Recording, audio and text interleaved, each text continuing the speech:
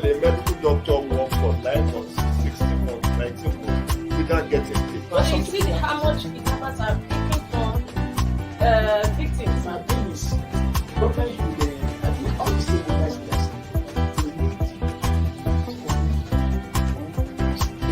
together, and I think we can.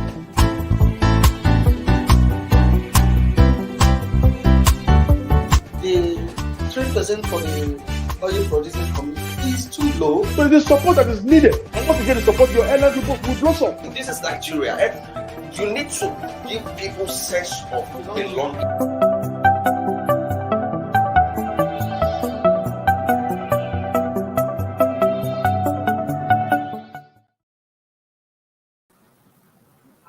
Good morning, viewers. It's a new day, a new month.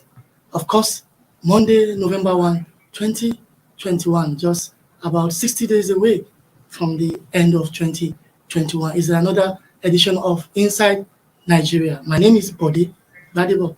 Of course, as usual, I'm not alone. I'm with my regular co-anchor, Winifred Ogbebo. Winifred, good morning. Good morning, Bode, and good morning to our viewers out there. Yes. Happy new Today month. is November 1st. Exactly. How time flies. Before you know what is happening, 2021 will be out and 2022 will be in. Exactly. And of course, as viewer can see, Dr. Austin Maho, our guest analyst for today, has returned today for a wonderful analysis. Dr. Austin Maho is the publisher of DAYBREAK newspaper based here in Abuja. Doctor, good morning, sir. Thank you very much, buddy. It's nice to have you. It's nice to be here. Happy new month. Happy new month. Like you said, how time flies. Leadership podcast. We just have, yeah, thank you.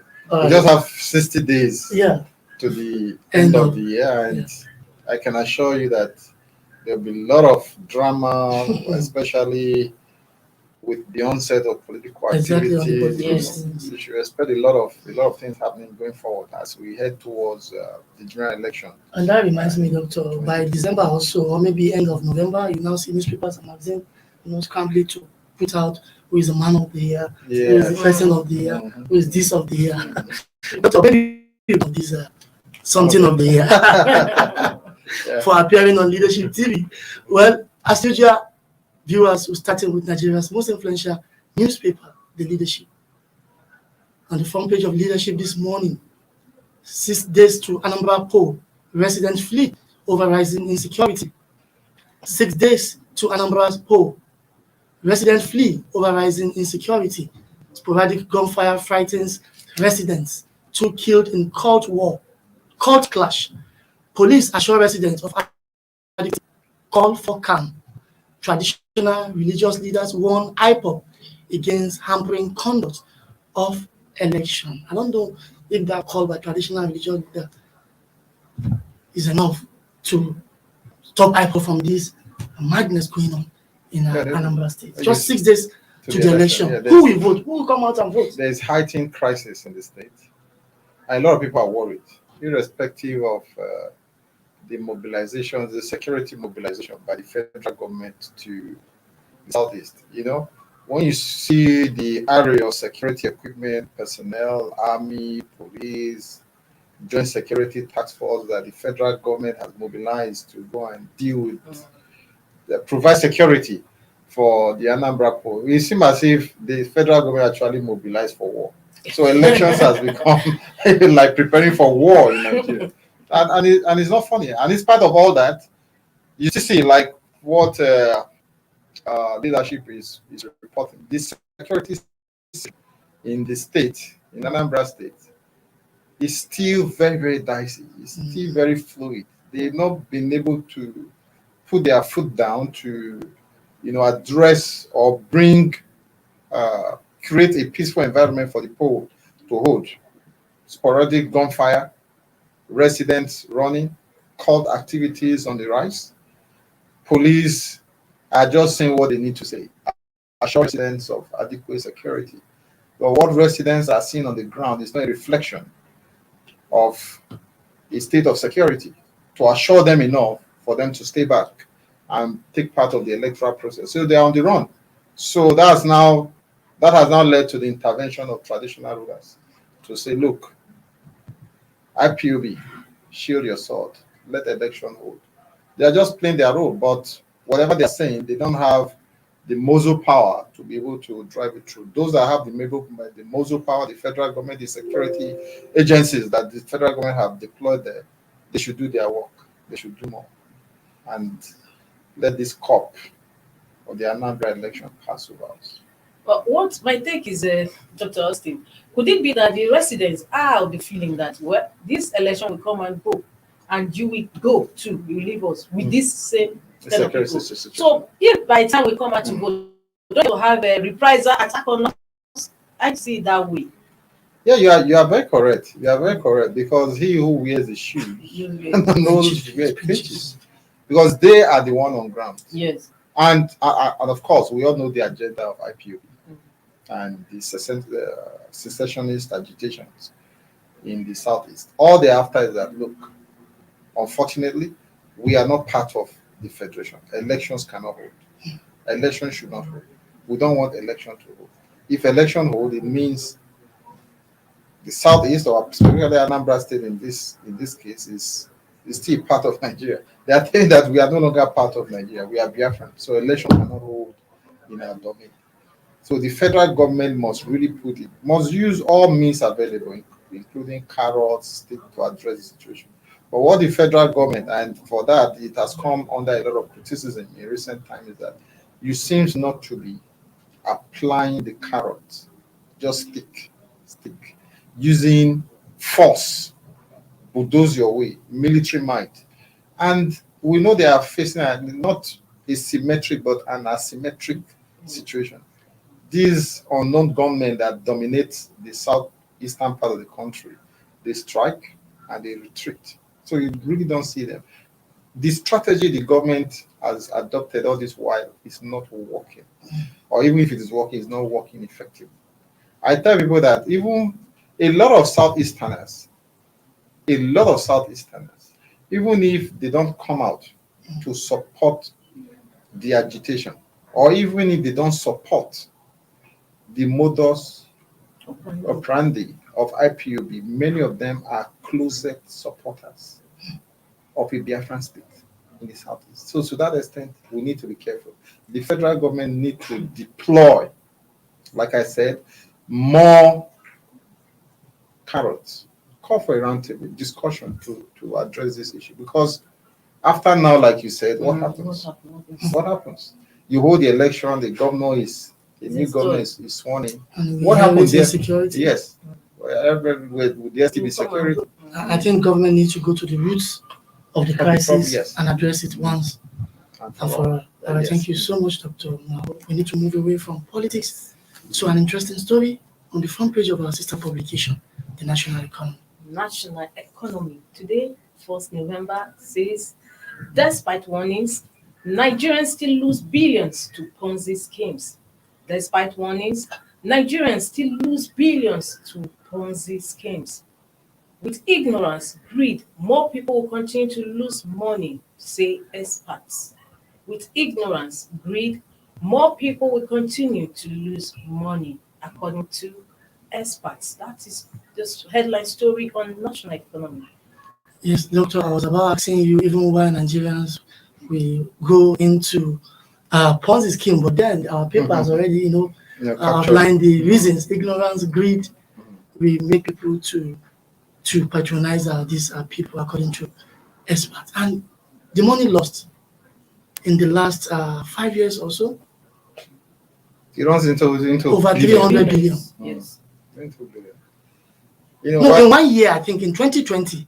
In 2020. 2020 today. Exactly. Because I know two prominent ones. 300 billion, Doctor. This money is more than the annual budget of about 10 states in Nigeria. Yes. Individual states, they don't make budgets up to 300 billion. Yes, you're right. No, it's an unfortunate situation, which at times you ask yourself, what are the regulatory agencies? What are they doing to address the situation? Why should these Ponzi scheme, like we know it, especially of this nature, have been running all over the country, at least for the past 10 years? Is it that we don't have enough regulation to deal with the situation? Or is it that the regulatory mechanism in place, they are not effective enough? Or is it that the regulatory authorities themselves, they've compromised? They don't have the force to ensure that when anybody set up a financial institution, that you cannot really verify their credibility, or their credibility is not sure. The regulatory agencies don't have the power to them and say, come, let's look at your book.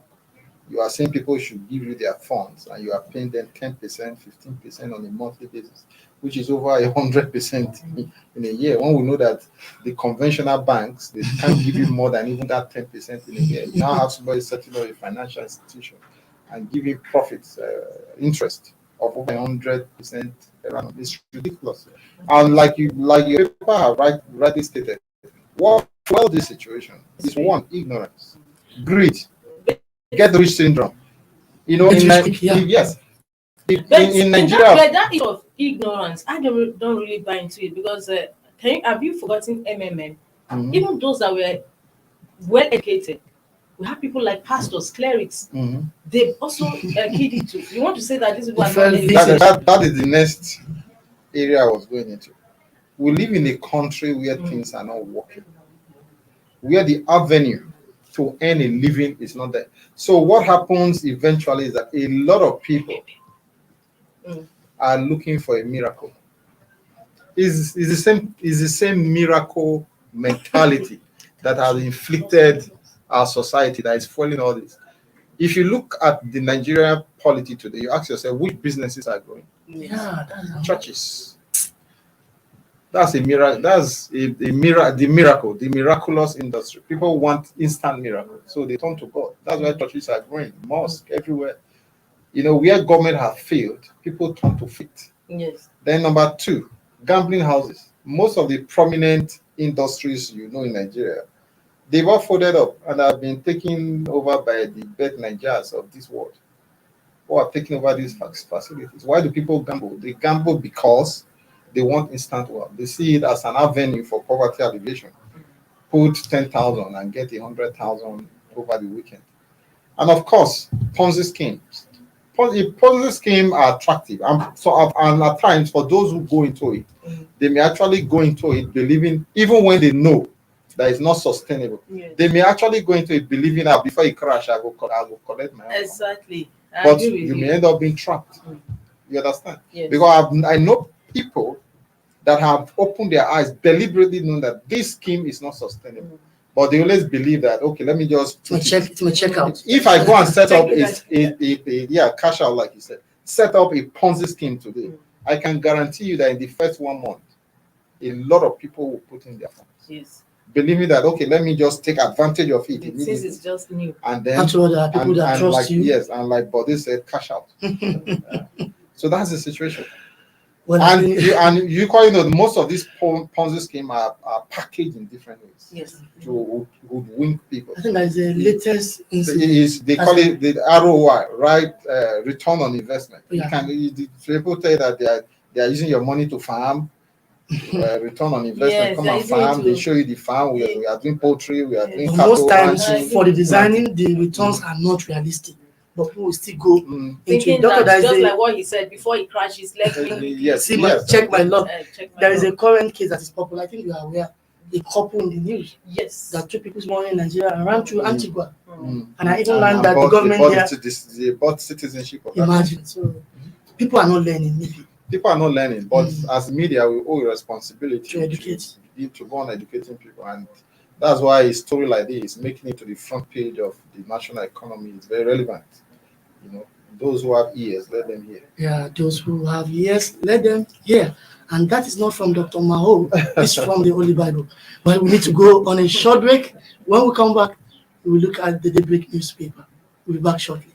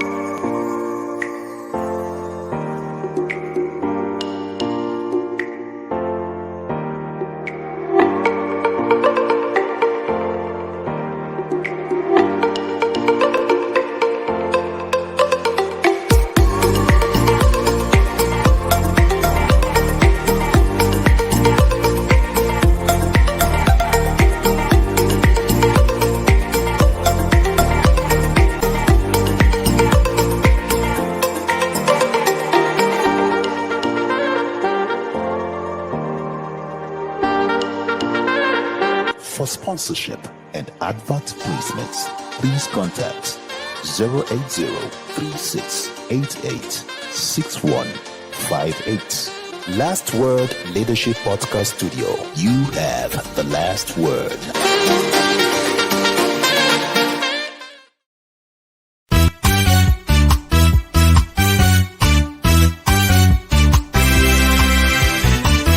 Why will a medical doctor work for 9 months, 16 months, 19 months without getting paid? But you see how much the numbers are picking for victims.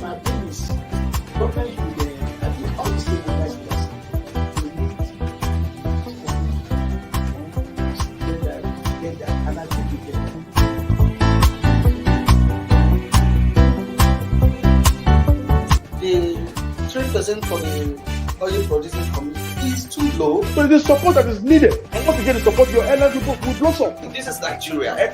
You need to give people sense of belonging.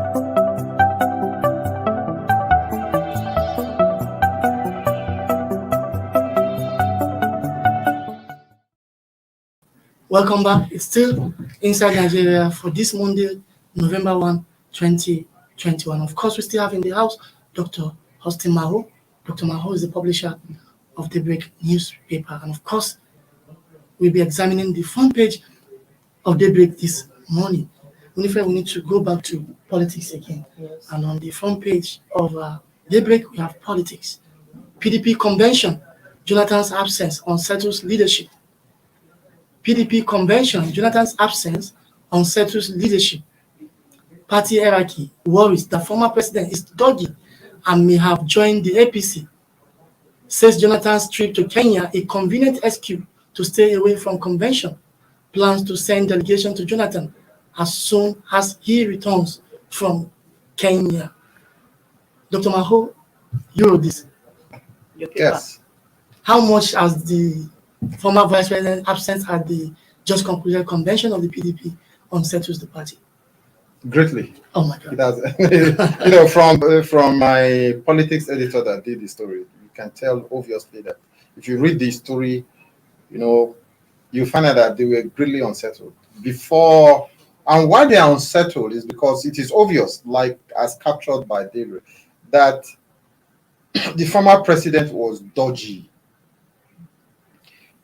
Obviously, he had a scheduled trip to Kenya, and the trip was not due till the morning of Saturday, and the convention started on Wednesday. Sorry, I said Wednesday, on Friday. So many of the governors, especially his home governor, actually to persuade him first To show up and leave. yes, lead the Bayelsa State delegation to the convention ground on Friday. Then give a goodwill message. Then you can go. In fact, we are even ready to charter a flight for you. If you feel your flight, may be late, we are ready to even offer you a charter flight to take you straight to Kano. The president declined. The former president declined. Secondly, they were like, okay, let's give you a soft landing. At least send a representative, even if it's a person of the former vice president, Nana Desambo, at least to go and represent you at the convention. He declined. You understand? If you look at the series of events before his departure and the attempt by the PDP leadership, especially his home state governor, DAYBREAK, to persuade him to be part of the activities, and his blatant refusal to be part of it, you can tell that All is not well. all is not well between Jonathan and the PDP. And you equally recall that in the last couple of months, when it comes to the activities of the PDP, he has not really been visible. And we've been hearing these speculations. Yeah, there was neck. He was not there. You understand? And this speculation about the fact that the APC is dangling its presidential ticket before him to take it has been there over time. He has not denied it, that he's not interested in it. And you look at the cozy relationship that has grown in the past few months between him and the I think incumbent you president. just said something very, very important, that he has not Yeah, denied he has not denied it that he's not that interested. speak volume. He speaks a lot of volume. So when you put everything together, and the fact that he's dodgy, he's not visible in PDP activities, the former president, we can safely say, not conclusively, that he's not comfortable with the PDP and he may be moving somewhere else. But could you say that maybe because he wants to play an elder statesman role, he doesn't want to be negative into politics any longer? Could be because of that. What do you He has think? not said that either. He quit politics. He has not said he has quitted politics. Even if somebody like OBJ, for instance, Yes. he came out openly, tore his card and said he's no longer. I'm quitting politics. Yes, he's no longer political. He's now an elder statesman. He said that plainly. But in his case, there are so many speculations hanging around him, and he has not come out to give any clarification. He has left us all in the dark to speculate. So how do we generally speculate? We look at a series of events and draw conclusions. And of course, his body movement. Yes, his body language. And Yeah, and body from language. all we can gather from his body language, his movement, who he's talking to, where he goes to, who he associates with, we can safely say, look, this man may be on his way out of PDP and moving somewhere else. Now, finally, Dr. Maho, will PDP lose anything in the event former President Jonathan leaves the party? Will the PDP lose anything? They will. They will. It's a former, no matter how you look at it, the fact that he is a former vice president, he carries a lot of goodwill. He carries a lot of. Let's talk specific electoral value. Electoral value, of course. Jonathan, when you look at the South, for instance, who are the politicians in the South? Who are the politicians? You cannot mention 5 politicians in the South without mentioning Jonathan. You understand? That's the value. It may be symbolic, but he's a leader. He's perceived as a leader, as one of the foremost persons from the South to hold the highest office in the land. So his voice commands, his presence, his voice commands followership. Right. So the PDP is in their interest to ensure that they keep him within their fold, at least as the 2020, the momentum built towards 2023. It's in their interest. In politics, like you say, it's a game of numbers. We can only keep our fingers So crossed. if a situation whereby a former president in PDP moved to APC can is a huge electoral leverage for the APC to a campaign tool that APC can use against the PDP. If you were so good, why did your former vice president leave your party? So, Dr. Maho, we can only keep our finger crossed and see whether PDP will be able to keep Jonathan or not in a matter of time. All right, we need to check what is on our last paper on the menu this morning. Winifred? Yes, that is This day This day newspaper. newspaper. Yes. on this day. Today says Ayu, that is talking about Yocha Ayu, Senator Yocha Ayu, PDP, new PDP chairman. It says PDP is back to rescue Nigeria from her current mess. PDP is back to rescue Nigeria from her current mess, says Senator Yocha Ayu, the Yeah. new PDP chairman. The new PDP chairman, former Senate president, former minister, and Dr. Maho, this was contained in his post-victory speech at the just concluded PDP convention. Do you believe, Ayu, that PDP is back to rescue Nigeria from its current mess? Nigeria is in a mess, no doubt. Okay. It's in a mess. Okay. If you look at all the indices, politically, economically, security-wise, Nigeria is in a mess. If you look at where we were in pre-2015 to where we are today as a country, you know that many people will even prefer to go back to 2015. But in fact, there are some people who have said that Buhari should return us to where he met us, because we are better off where we were before he assumed the mantle of leadership. So on that ground, you can say that PDP has already crafted its campaign slogan along the line. This campaign slogan, I can tell, is going to be built around Rescue Nigeria. Operation Rescue Nigeria. It's not going to be like Operation Rescue Nigeria. Whether they are rescuing Nigeria from the economic quagmire or from the security situation that we find ourselves and all that. It's left to them to now tell us. It should be beyond rhetorics. You know, we've seen PDP before, we've seen APC. It's not as if PDP did marvelously well. Yes. If they did well, they wouldn't have been voted out of power. Yes. Then we've tested APC. The only prayer we have is that if APC is going to remain in power, or PDP is going to take over power, we need a good country. We need sincere leadership. We need the country. We need the poor man need food on his table. We need the economy to improve. We need the security situation in the country, you know, to be better than it is. You know, as an average Nigerian, we all know what we want. We need a better country. So whoever is going to do it for us is the person I believe that Nigerians should throw its weight behind. And in doing that, to be able to do that, Nigerians, this time around, Nigerians should ensure that they participate fully in the democratic process. This is no time to lay back. We have suffered. We've tasted two parties. We should now have a discerning mind to be able to know the candidate. Politics this time around should go beyond party politics. We should look at the candidate who is better for us. We should be able to look at the candidate PDP is presenting and be able to look at the candidate who the two APCs who the two candidates together. And the media equally has a role to play in all of this. The role of the media is to give the citizens the information they need to be able to make the right decision.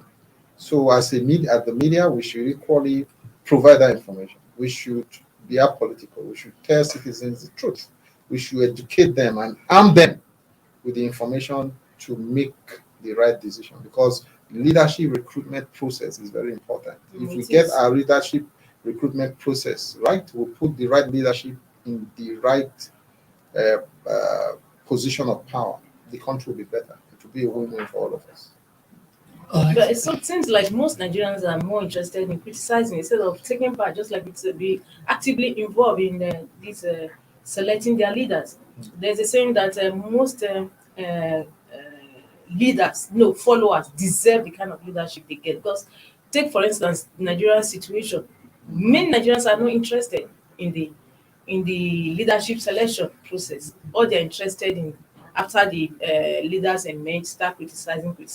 Unfortunately, when it comes to the push comes to the show, they will not vote and they will not even opt for somebody they believe, they know that will be the best leader for them. But they mortgage their future for just maybe 5,000 or a morsel of bread, as the Bible would say.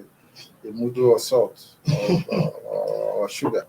So what do you think? Is there any role the media can play to sensitize Nigerians to the need? That is where the media still comes in. You understand? Illiteracy is prevalent in our country. A lot of people are illiterate.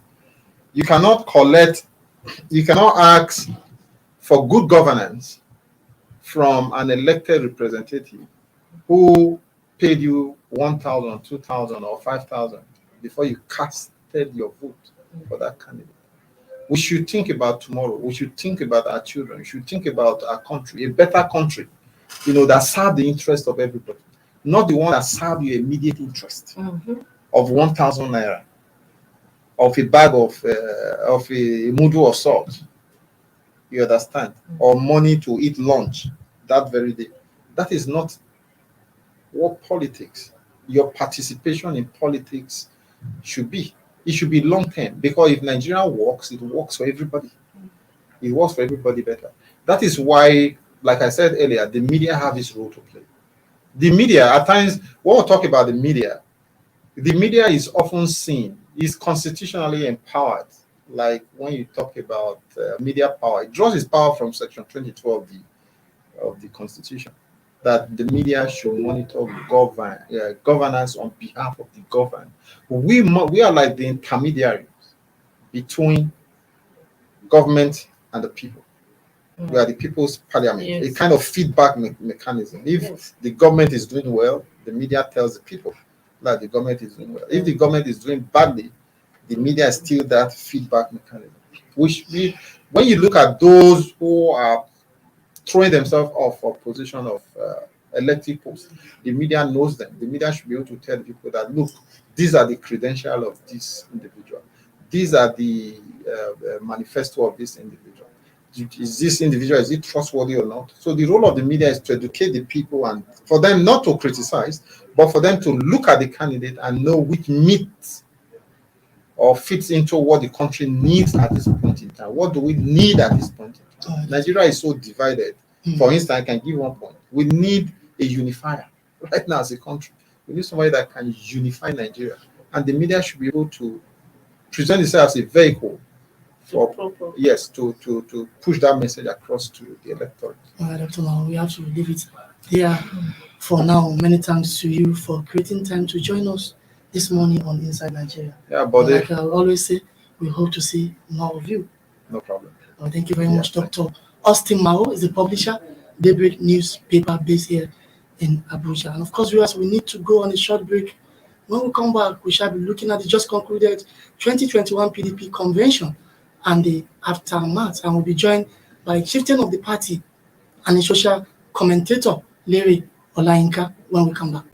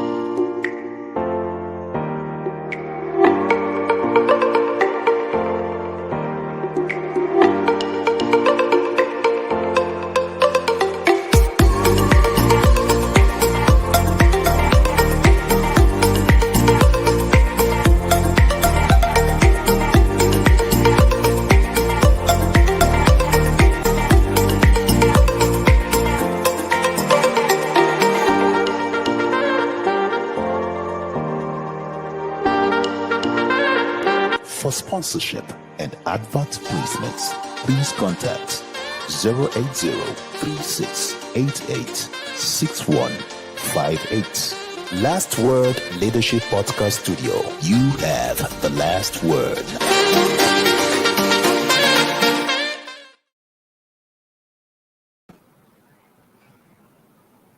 All right, welcome back, viewers. Like I said earlier, we'll be discussing the just concluded PDP National Convention and its aftermath.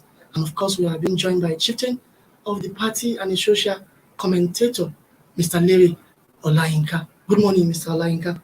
Good morning. Good morning. Yeah, Good to have you in our leadership podcast studio. Good morning. Yeah, and it's a pleasure that you're coming for the first time. And I think, like I said to guests, we would love to see more of you. Yeah, definitely. All right, let's go to business, Mr. Olayinka. The 2021 PDP National Special Convention has just ended in Abuja, and I know you were part and process of the convention. So what is your assessment of the convention? Well, the convention went well, as it used to be, the tradition of PDP. The convention went well. It also is also a demonstration that that PDP has remained organized as it used to be. PDP has. If you look at there will always be issues here and there and there. PDP always have this tradition of managing its own affairs, and that's what you saw before Saturday, on Saturday, and after Saturday. Okay, now that the party has a new set of National Working Committee members, So what do you expect from the members? No, the new set of the people that were elected Maybe To take over next month. to take over next month. Yes. So they are still as it is NWC members Elect. So what do you expect of your leadership by the time they Then take over? a lot of responsibility has been placed on their shoulders. And if you look at the person of the incoming chairman, somebody who was in the Senate in 1991, 92, 1992 or thereabout, he was in the Senate. He was the Senate president, and he has remained consistent. And he's one of the founding fathers of PDP. That is very important. He's one of the 34 member of the G34. G34. That formed PDP. So in a situation when you have a house that is having problem, what you do is to go back to the basis, to the roots. You go back to the drawings of the house. So what PDP has done, and like you can see, is going back to one of those who founded the party, the fathers of the party. This party is having issues. Our father come and put things right, and that is what the party has done. And that is why I believe that is on PDP under its leadership will rescue Nigeria from the current mess that we are. All right, Mr. Lanka, let's talk about the winners and probably the losers at the just concluded convention. The national chairman or the new chairman, elect Dr. Idochia Ayu, was a consensus candidate of the North. There was no disagreement about him. But let's come to the South or Southwest, particularly where you come from. The position of the deputy national chairman South was contested between a former governor of Osun State, Olagunsoye Oyinlola, and the deputy or the national vice chairman of the party, Taofeek Arapaja. I want to ask, Arapaja defeated Oyinlola by a wide margin, and the story in the space was that he was the candidate of governor of Oyo State, Seyi Makinde. Now, what was the consensus? Or was there a consensus? I know there was no consensus, but how come Seyi Makinde, brought a candidate at the zonal level to defeat Eddie Olafeso, and now at the national convention, he brought another candidate who is already occupying a position to the higher office and defeated a bigger stakeholder in the party, in the person of Oyinlola? Will there be a repercussion of this in the Southwest? Let me tell you this. In PDP, we don't defeat ourselves. Okay. PDP, we don't defeat ourselves. It's a family matter affair. The party we want to defeat is APC. So I tell people all the time, I don't subscribe to this idea of if there is a contest internal among children of the same parent, you don't begin to talk about someone defeated somebody. There was a context. Maybe it was also done so that to give semblance of, because you can also not go to a convention and there's no competition. There must be what gives you the impression that it was not also set up so that there will be a semblance of competition in the party. So we don't have issues.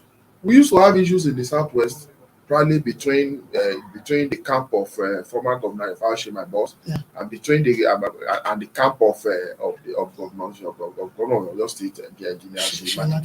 But that has been put aside, that been resolved. So I don't want to dwell on. So the Southwest PDP is one now. Southwest PDP is coming back as one, because I tell people all the time, there's nothing that you share in zero. There's nothing to share in zero. As of today, we only have one governor in the Southwest. So Seyi Makinde is in Oyo State as the governor now. I am from Ekiti State. What do I get from Oyo State? Nothing. So until we are able to also install our own governor in Ekiti and Osun, we have a governor in Osun. That is when we can begin to have. So our concern in the Southwest now is how to have more than one governor that we have now. We are looking at election in Ekiti State next year. We are looking at election in Osun next year. Ekiti State is predominantly PDP, and that is the truth. Anybody telling you anything. And the same thing in Osun State. PDP clearly won election in Osun State the last time.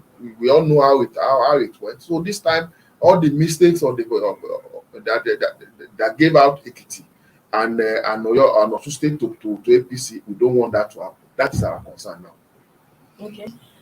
Thank you, sir. So now talking about PDP presidential ticket. Obviously, the party says it wants to zone it, makes it a free contest for all. What do you believe in it, and why is it so? You see, the party has not come out to say anything about presidential election. Yes.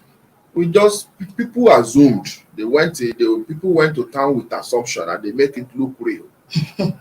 The zoning committee for the convention only zoned position for the national offices.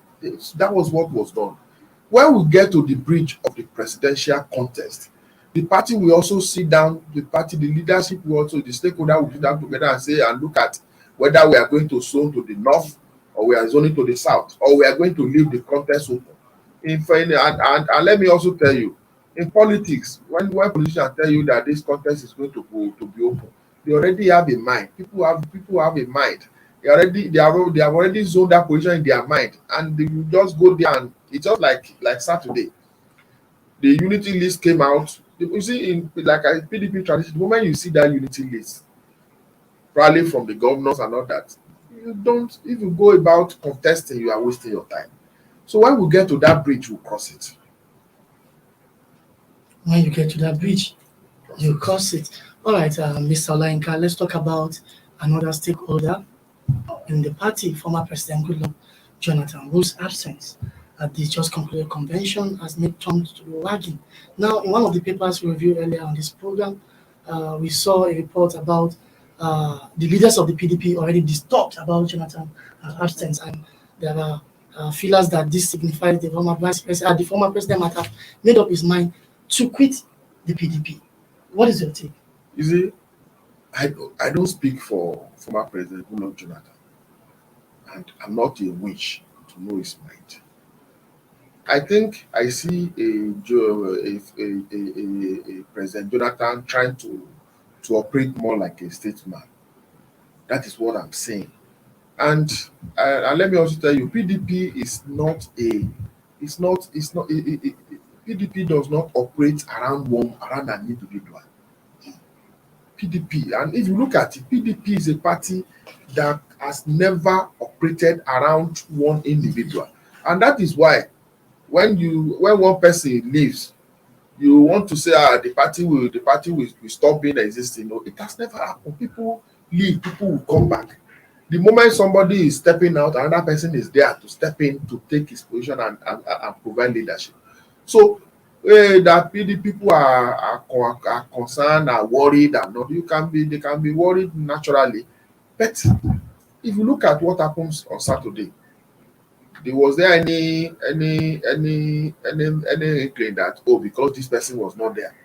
Don't forget that the person who was his deputy as president, the vice president was there on Saturday. He was part of all the processes and all that.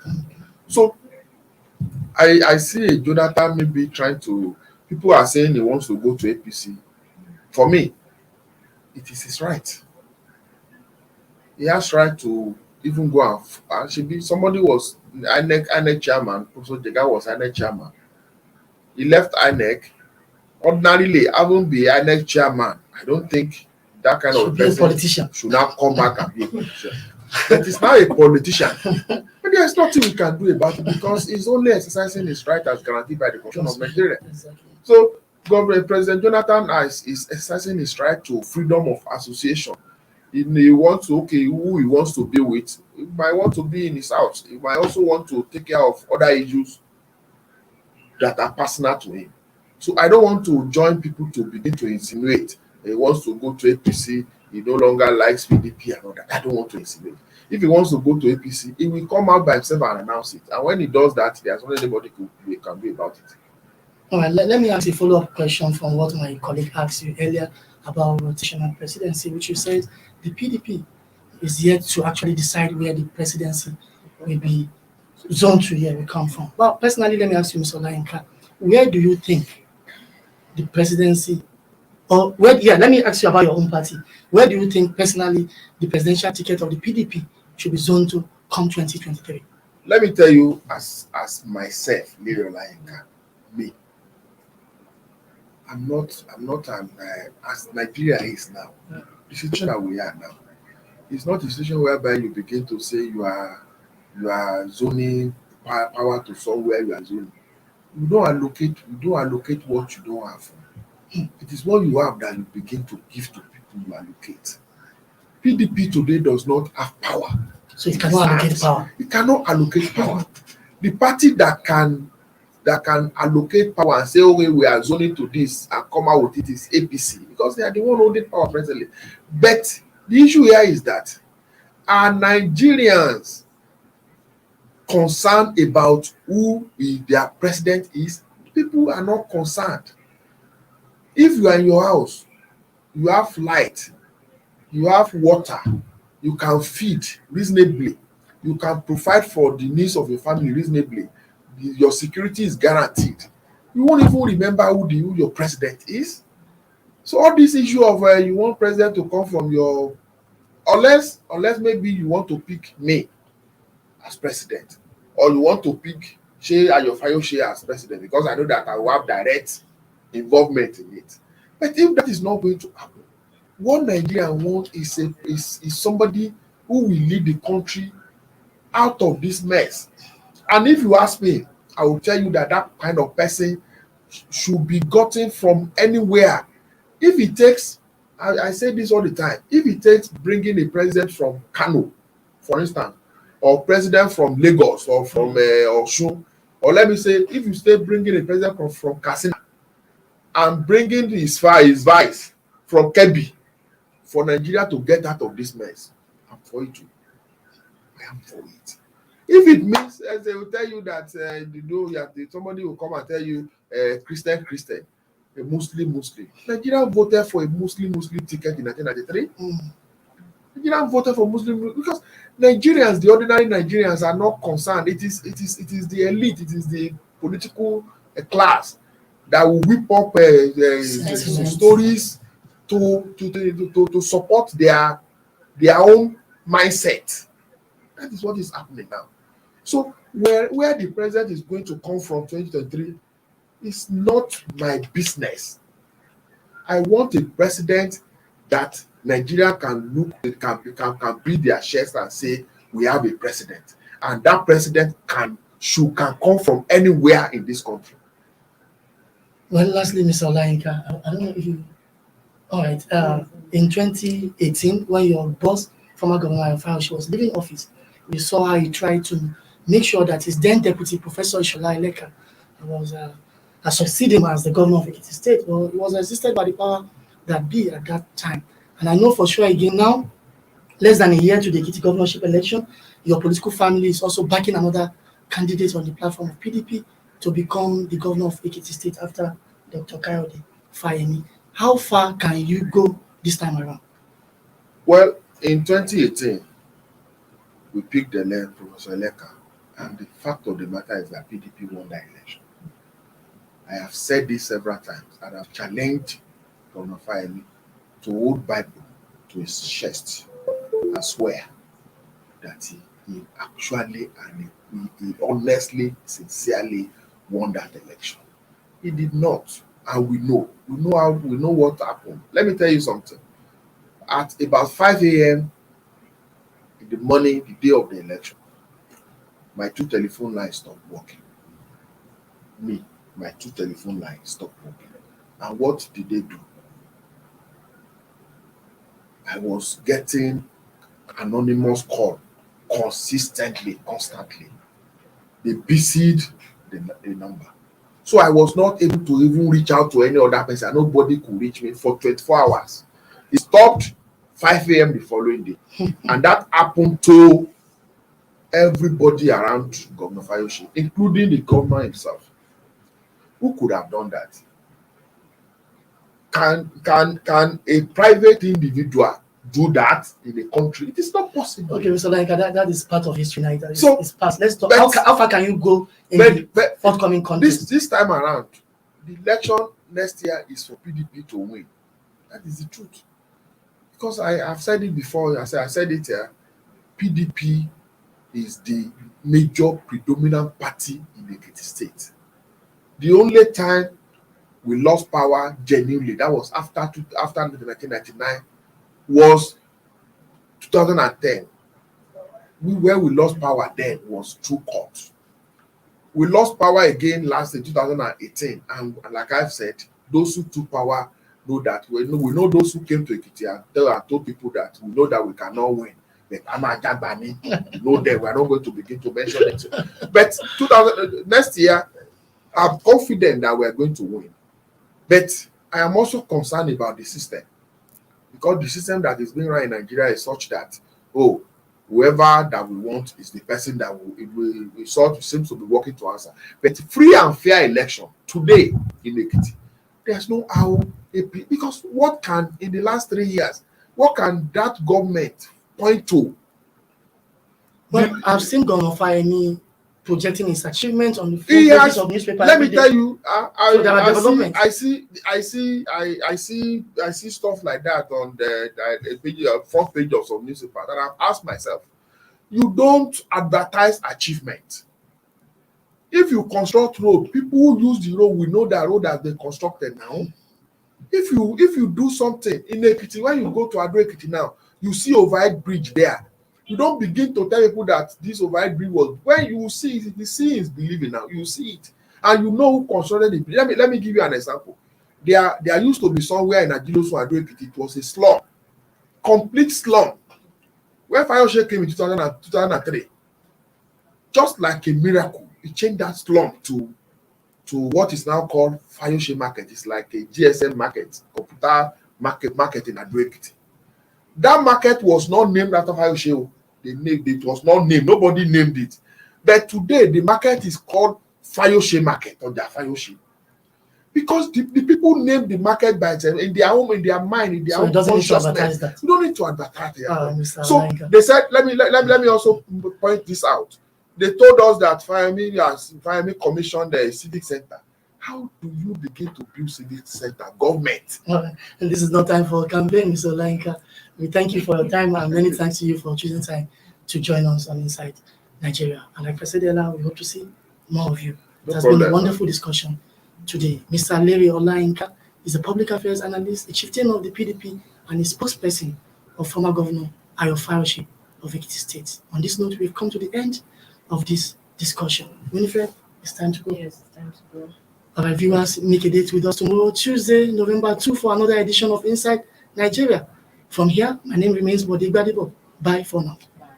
Thank you for watching. For sponsorship and advert placements, please contact 080-3688-6158. Last Word Leadership Podcast Studio. You have the last word.